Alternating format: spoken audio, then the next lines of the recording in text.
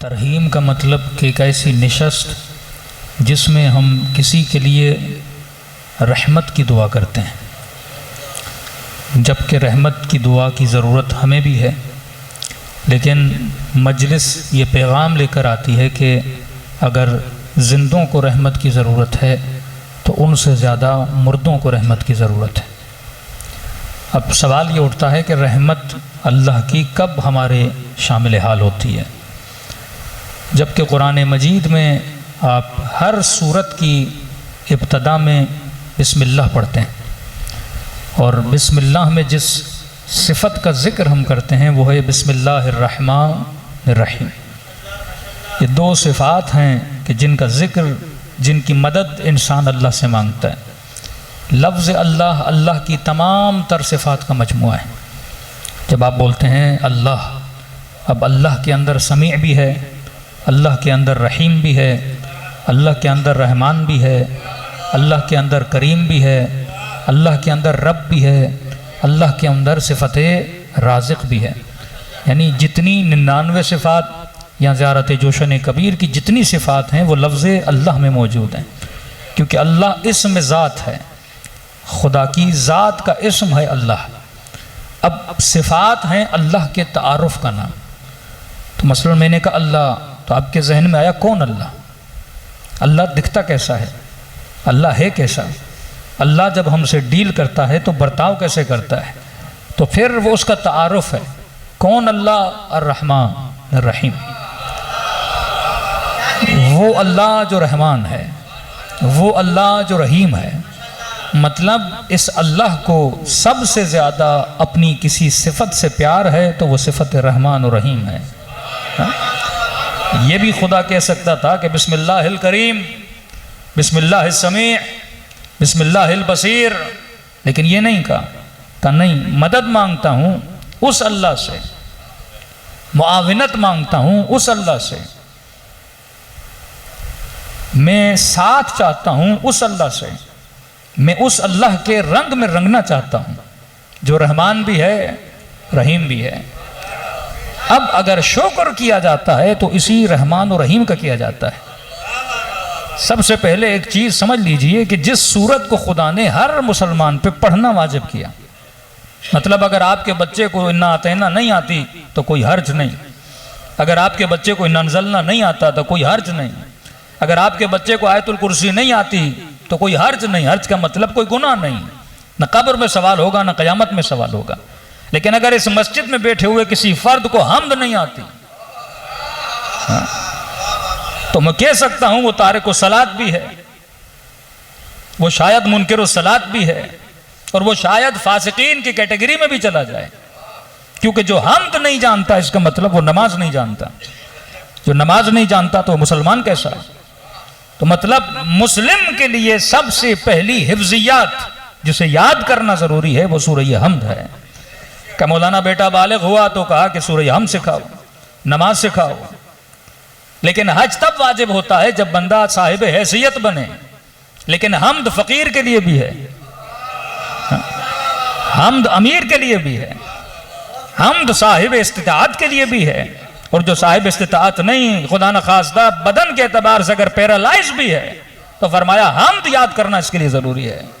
और मकाम ताज्जुब ये है, अगर किसी के घर में इंतकाल हो जाए किसी मोमिन का, तो वहां भी अगर हम कुछ करने जाते हैं तो यही सूरह हम्द पढ़ने जाते हैं कि भाई आप किस लिए आए? का क़िबला हम फातिहा करने के लिए आए हैं। और खुदा ने कहा कि ला सलात इल्ला बिफातिहतिल किताब, कि नमाज नहीं होती अगर नमाज में सूरह हम्द न हो। तो हम्द की इंपॉर्टेंस, अब 17 रकात नमाज हर मुसलमान पे वाजिब, चाहे शिया हो चाहे सुन्नी हो, 17 रकात तो पढ़नी है। मोमिन होगा तो नमाज शब भी पढ़ेगा, लेकिन 17 रकात तो हर सूरत में पढ़नी है, और इस 17 रकात में हम्द को पढ़ना ही पढ़ना है। अब आप कहें कि मौलाना हम्द की जगह पे सूरह शम्स पढ़ें, अल्लाह कहेगा शम्स प्यारी तो है लेकिन हम तो हम्द है। कहें परवरदिगारा हम्द की जगह पे यासीन पढ़ूं, कहा यासीन कुरान का दिल तो है, लेकिन दिल धड़केगा हम्द के बगैर कभी भी नहीं। अब पूरा कुरान पढ़ो हम्द की जगह पे, नमाज नहीं होती जब तक इंसान सूरह हम्द न पढ़े। और 17 रकात में 10 रकात में सूरह हम तो शिया पढ़ते हैं, आप तीसरी रकात में तस्बीहात अरबा, लेकिन हमारे बरादरान अहले सुन्नत उसमें भी क्या पढ़ते हैं? सूरह हम पढ़ते हैं। मतलब हम तो पढ़ें 10 मरतबा, वो शायद सूरह हम को पढ़ें 17 मरतबा। इंपॉर्टेंस ऑफ सूरह हम। अब सवाल यह है कि इस हमद में ऐसा क्या है? देखिए, अगर रिपीटेडली मैं आपको कोई चीज पढ़ाए जाऊं तो यकीनन उसके अंदर कुछ ना कुछ होगा। मैं कहूं कि हर दुआ करने से पहले सलवात पढ़ो, हर दुआ करने के बाद सलवात पढ़ो, तो आप कहेंगे मौलाना सल्लल्लाहु अला मोहम्मद। तो आप पूछेंगे ना कि मौलाना सूरह हमद की इतनी ताकीद और एक मरतबा सलवात की इतनी ताकीद कि दुआ से पहले भी सलवात, दुआ के बाद भी सलवात, इसका फलसफा क्या है? तो मासूम उसका फलसफा बताते हैं। फरमाया जब दुआ करते हो तो दुआ को अर्श इलाही तक जाने के लिए परों की जरूरत है। हा? तो फरमाया ये जो सलवात है ये पर है जो तुम्हारी दुआ को अर्श इलाही तक लेकर जाते हैं। और सलवात भी ऐसी पढ़ो जो अधूरी सलवात ना हो, दुम बुरीदा सलवात ना हो, ऐसी सलवात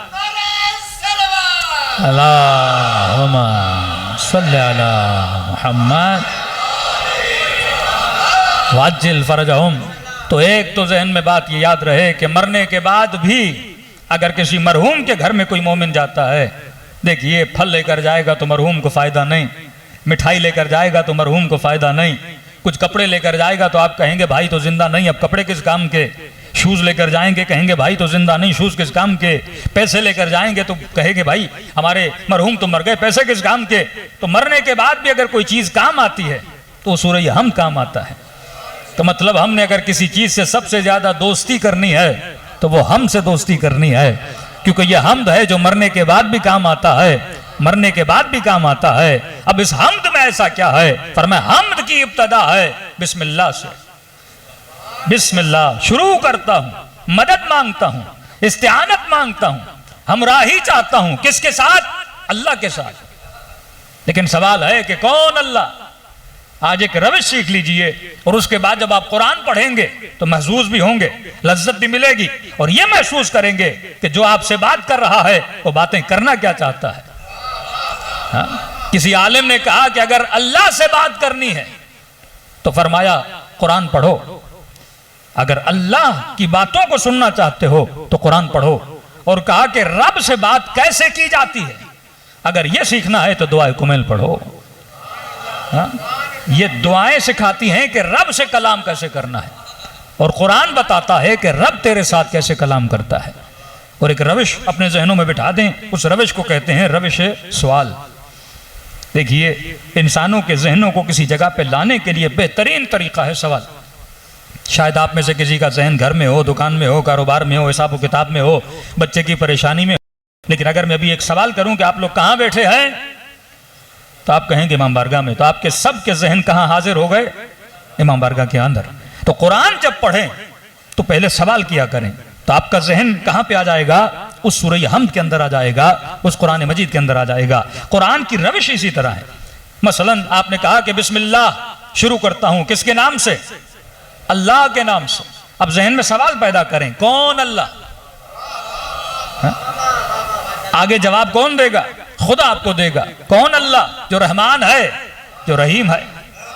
अब सवाल है कि इस रहमान और रहीम का मैंने क्या करना है? तो आगे जवाब आता है अल्हम्दुलिल्लाह रब्बिल आलमीन। तुमने इस रहमान और रहीम का क्या अदा करना है? शुक्र अदा करना है। मतलब हर काम के करने से पहले अल्लाह से मदद मांगो, अल्लाह का साथ चाहो। कि कुरान की आयत है कि लोगों हमेशा रब की याद में रहो, और अल्लाह ने उस याद की मखसूस औकात रखे हैं, जैसे सुबह की नमाज, जोहर की नमाज, असर की नमाज, मगरिब व इशा की नमाज। इसका मतलब ये नहीं कि अगर मगरिब व इशा में आते हो तो खुदा को याद करो और नमाज के बाद अल्लाह की याद में भूल जाओ। का नहीं, सरसरी याद हमेशा रहे। मखसूस याद है जो किस में आती है? नमाज में आती है। अब जिसे याद कर रहा हूं उसकी पहचान बड़ी जरूरी है। देखिए, आप तब तक आशिक नहीं बन सकते जब तक माशूक को पहचाने नहीं। देखिए, इश्क बगैर मारिफत के होता ही नहीं। कहते हैं ना, एक निगाह में इश्क हो गया, तो ये निगाह ही थी जिसने आशिक बनाया। अंधे को तो इश्क नहीं होता ना। बंदा देखेगा, कोई चीज पसंद आएगी तो इश्क करेगा, कानों से सुनेगा तो आवाज का आशिक, आंखों से देखेगा तो तस्वीरों का इश्क, दिल से महसूस करेगा, मारिफत करेगा तो मारिफत का इश्क। आंखों के इश्क को फना है, क्योंकि तस्वीरें हमेशा हसीन नहीं रहती। चेहरा पसंद आया, एक दिन मुरझा जाएगा। आवाज बड़ी अच्छी लगी, एक दिन आवाज भी खत्म हो जाएगी। लेकिन कल्ब से जिसकी मारिफत हासिल करते हो, मारिफत कभी नहीं जाती। तभी मासूम फरमाते हैं किरदार के आशिक बनो, क्योंकि किरदार अगर जवानी में है तो बुढ़ापे तक चलेगा, लेकिन अगर हुस्न जवानी में है तो जरूरी नहीं कि बुढ़ापे तक चले। तो एक है हुस्न जाहिर, एक है हुस्न बातिन।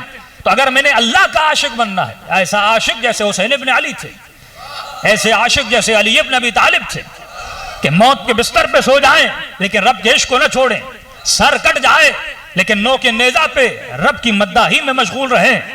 ऐसा आशिक कौन बने? ये इश्क तभी आएगा जब इंसान के दिल में अल्लाह की मारिफत आएगी, और मारिफत तभी आएगी जब उस मारिफत के कसीदे को समझोगे जिसे डेली हर नमाज में पढ़ते हो, और उस कसीदे का नाम सूरह हमद है। और हमद को तभी समझोगे जब अपने जहनों में सवाल को पैदा करोगे। अब सवाल अपने जहन में लाते जाइए। इब्तदा करते हैं अलहम्द, तमाम शुक्र है, तमाम तारीफें हैं। फिर किसके लिए? अल्लाह के लिए। कौन अल्लाह? जवाब खुद खुदा देगा। कौन अल्लाह? मैं तो नहीं जानता। 15 साल का जवान इस दुनिया में पैदा हुआ और जब होश और शऊर संभाला तो वो जानना चाहता है कि भाई कौन अल्लाह। बार बार बताया जाता है कि अल्लाह अल्लाह, इन्ना लिल्लाह व इन्ना इलैहि राजिऊन, उसी की तरफ पलटाए जाओगे। भाई किसकी तरफ पलटाया जाऊंगा? उसकी कोई मारिफत तो हो, उसकी कोई पहचान तो हो। तो ये सारी पहचाने खुदा कहां दिलाता है? सूरह हमद में बताता है अलहम्द, तमाम तारीफें, तमाम शुक्र। इंग्लिश में बोले तो सारे थैंक्स हैं। किसके लिए? लिल्लाह के लिए, अल्लाह के लिए। कौन अल्लाह? एक छोटा सा तारुफ बिस्मिल्लाह में हुआ, डिटेल तारुफ खुदा यहां करवाता है। अलहम्द, तारीफ है अल्लाह के लिए। कौन अल्लाह? रब्बिल आलमीन, जो रब है। रब का मतलब जो पालने वाला है। क्या सिर्फ मेरा पालने वाला है? फरमाया नहीं, आलमीन का पालने वाला है। यहां भी तुझे पालेगा, कब्र में जाने के बाद भी तुझे पालेगा। मतलब मुआमिला यहां भी उसके साथ है, मरने के बाद भी मुआमिला उसके साथ है। लेकिन फिर जहन में सवाल पैदा हुआ, वो रब क्यों है? भाई फ्री में तो कोई रुबूबियत नहीं करता। आपने घर में एक नौकर को रखा और उसको मंथली 30,000 40,000 तनख्वाह दे रहे हैं, गोया उसको पाल रहे हैं। तो सवाल है मैं उसे क्यों पाल रहा हूं? तो जवाब ये मिलेगा कि नौकर गाड़ी चलाता है, घर की सफाई करता है, सब्जी और साजो सामान मेरे घर में लेकर आता है, तो इसके एवज मैं उसको तनख्वाह देता हूं। तो सवाल है कि खुदा फ्री में क्यों पाल रहा है? आसमान से बारिश बरसाई फ्री में, एक दाना मैंने जमीन में डाला 100 दाने करके निकाला फ्री में, ऑक्सीजन दे रहा है फ्री में, 2 किडनीज दी फ्री में, एक दांत भी अगर हॉस्पिटल में जाके चेंज करवाओ तो लाखों के खर्चे करने पड़ते हैं, उसने 32 दे दिए फ्री में। मतलब आपने कोई पैसे तो नहीं दिए खुदा को, लेकिन जो कुछ वो दे रहा है फ्री में दे रहा है।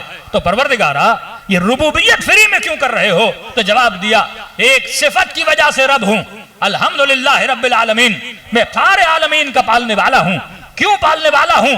फिर कहा क्योंकि मैं रहमान हूं, मैं रहीम हूं। अगर मैं रहमान न होता तो मेरा करम न होता, अगर मैं रहीम न होता तो मेरा करम न होता। शायद कोई कहे कि आज मैं वर्ष अज़ाब पर क्यों हूं? क्योंकि अगर वो रहीम न होता तुझे हुसैन की मजलिस में न बुलाता, अगर वो रहमान न होता तुझे कभी अली का शिया न बनाता।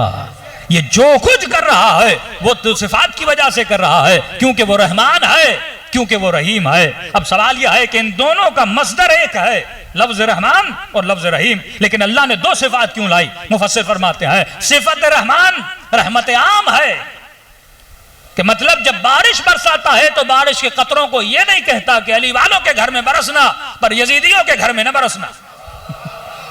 वो रहमान है क्योंकि उसने हुसैनियों को भी खल किया, यजीदियों को भी खल किया, क्योंकि खल किया है। अब रिज्क देना किसकी जिम्मेदारी है? उसकी जिम्मेदारी है। आप पूरी दुनिया अल्लाह की मुखालिफ हो जाए, वो कभी गंदुम के दाने को ये नहीं बोलेगा कि ये मेरा नाफरमान बंदा। जब जमीन में गंदुम का दाना डाले, ऐ दाने 100 दानों में न बदलना, वो कभी सेब के दाने को नहीं कहेगा कि जब जमीन में जाओ तो मकाम तकामुल तक ना आना, क्योंकि ये नाफरमान है, तुमने सेब नहीं बनना। वो कभी शिकम मादर में किसी नुत्फे को ये नहीं कहता कि तुमने कंप्लीट बच्चा नहीं बनना, क्योंकि उसने आपको खल किया है तो हिदायत देना उसकी जिम्मेदारी है, जिसे हिदायत तकमीली कहते हैं। मतलब दाने को सिखा दिया है कि उसने सेब कैसे बनना है, तरबूज के दाने को बता दिया कि उसने तरबूज कैसे बनना है, शहद की मक्खी को सिखा दिया कि उसने शहद कैसे बनानी है। लुकमा जब शिकम में जाता है उसने लुकमे को बता दिया कि इसने खून के जर्रात में कैसे बदलना है। उसने हर शय को हिदायत दी है। ये हिदायत तकवीनी है, ये हर किसी को हिदायत देता है। ये सिफत रहमान की वजह से है, लेकिन इसको शऊर देके फर्श अज़ा पे लाना है, ये सिफत रहीम की वजह से है।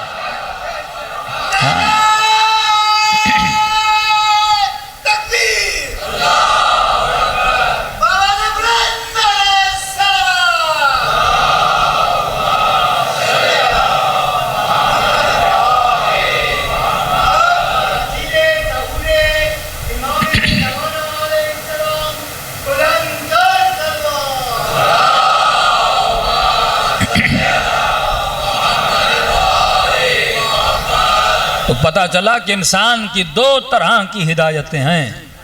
एक हिदायत हिदायत तकवीन, जो वो खुद डायरेक्ट देता है, जिसके बीच में कोई नहीं आता। शहद की मक्खी को हिदायत दी कि शहद कैसे बनाना है। आपकी किडनीज को हिदायत दी कि बॉडी के अंदर चीजों को फिल्टर कैसे करना है। आपके दिल को हिदायत दी कि उसने धड़कना कैसे है। आपके बालों को हिदायत दी कि सियाही के बाद सफेदी में कैसे बदलना है।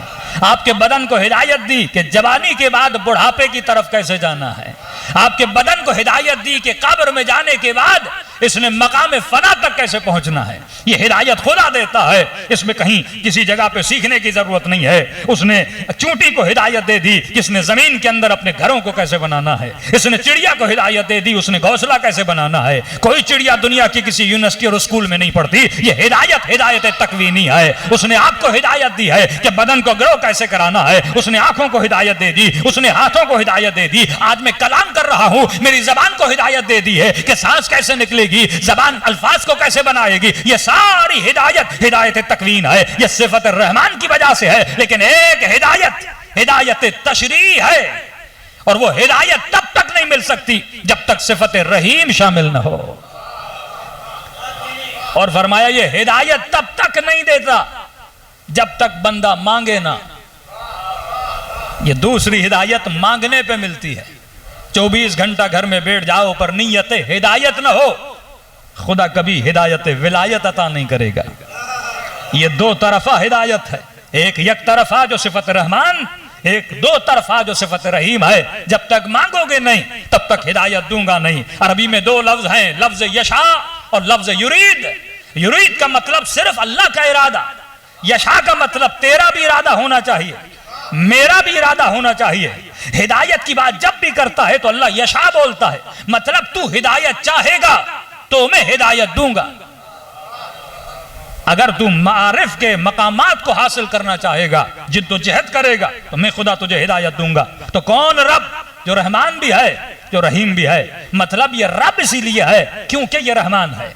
अगर वो रहमान ना होता वो कभी भी रुबूबियत न करता, क्योंकि वो रहमान है। वो बादलों को उठाता है, समंदरों के खारे पानी को आसमान तक लेकर जाता है और फिल्टर करके मीठा करके वापस तुम्हारे तक पहुंचा देता है। क्योंकि वो रब है, वो एक दाने को 100 दानों में बदल देता है। क्योंकि वो रब है, तुम्हारे बदन में तवानाई अता करता है। तो इस पालने का मतलब ये नहीं जिस तरह माँ बाप पालते हैं। ये पालना हिदायत तकवीनी का पालना है। असल में दूध तो माँ देती है, लेकिन माँ के सीने में दूध किसने दिया? उस रब ने दिया। और अजीब है कि जब माँ को दूध दिया, ये दूध न ज्यादा ठंडा था न गर्म था, ताकि बच्चे को तकलीफ ना हो। और जब माँ को दूध दिया तो आप कहेंगे कि मौलाना बच्चा पैदा हुआ तो बच्चे को दांत क्यों नहीं दिए? क्योंकि बच्चे ने दूध पीना है ताकि माँ को तकलीफ ना हो, इसे दांत नहीं दिए। मतलब जब बच्चे को दांत आ जाए, इसका मतलब अब इसे दूध छुड़वाना चाहिए। अब वो गजा दो जो दांतों के लायक हो।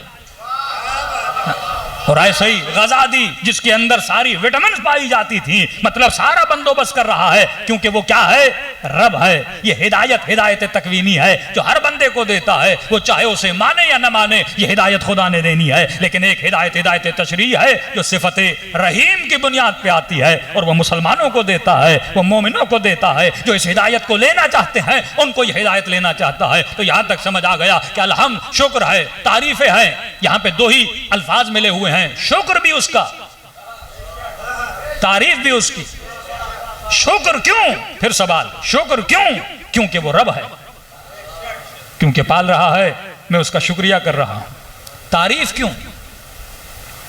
देखिए दो लफ्ज हैं ना, आपने खूबसूरत तस्वीर को देखा, आप कहते हैं कितनी अच्छी तस्वीर, तारीफ की, लेकिन कभी ये नहीं कहते शुक्रिया तस्वीर। क्योंकि तस्वीर तस्वीर है, तो तस्वीर का कमाल नहीं, मुसव्विर का कमाल है। तो शुक्रिया मुसव्विर का, तारीफ तस्वीर की। दुनिया मकाम तारीफ तक तो आई, मकाम शुक्र तक नहीं आई। मछलियों की तारीफ, बादलों की तारीफ, दरख्तों की तारीफ, कायनात की खिलकत की तारीफ, हसीन चेहरों की तारीफ, अच्छी आवाज की तारीफ, लेकिन शुक्र किसका करोगे? आपने किसी चेहरे को देखकर कहा कि माशाअल्लाह कितने हसीन हैं, लेकिन कभी ये नहीं कहते क्योंकि आप हसीन हैं तो आपका शुक्रिया। तो वो कहेगा जनाब इस हुस्न में मेरा कमाल क्या? हाँ, लेकिन अगर कोई डॉक्टर प्लास्टिक सर्जरी कर दे तो शुक्रिया बनता है, क्योंकि उसने बिगड़ी हुई नाक को सीधा कर दिया, बिगड़े हुए चेहरे को अच्छा कर दिया, काली सी खाल को सफेद कर दिया। तो आप कहते हैं क्योंकि आपने क्रिएट किया है इस चीज को, तो आपका शुक्रिया। तो मेरे चौथे इमाम फरमाते हैं अजीब है वो इंसान जो दरख्तों को देखकर दरख्त की तारीफ तो करता है, पर खालिक के दरख्त की तारीफ नहीं करता। तो तारीफ उसकी की जाती है जो अच्छा दिखे, शुक्र उसका किया जाता है जिसने उसे बाकमाल बनाया है। तो अगर ये तसव्वुर ज़हन में आ जाए तो रोज जब अपनी तस्वीर को आईने में देखो तो कहा करो अल्हम्दुलिल्लाह रब्बिल आलमीन। जब चलो तो कहो अल्हम्दुलिल्लाह रब्बिल आलमीन। जब खुशबू मशाम तक आए तो कहो अल्हम्दुलिल्लाह रब्बिल आलमीन, क्योंकि सारी कायनात को कमाल देने वाली जात कौन है? अल्लाह की जात है। जब ये सुनो कि अली इब्न अबी तालिब फातिह खैबर और खंदक है तो कहा करो अल्हम्दुलिल्लाह रब्बिल आलमीन। ये यदे मुश्किल कुशाई किसी ने अता किया तो वो जात किसकी थी? अल्लाह की जात थी। अगर मोहम्मद को नबी बनाया तो किसकी जात थी? वो अल्लाह की जात थी। ये सारे कमालात देने वाली जात किसकी है? वो अल्लाह की जात है। तभी कहो अल्हम्दुलिल्लाह रब्बिल आलमीन। ये जो कुछ हो रहा है वो सिफत रुबूबियत की वजह से हो रहा है। और वो रब क्यों है? क्योंकि वो रहमान है, क्योंकि वो रहीम है।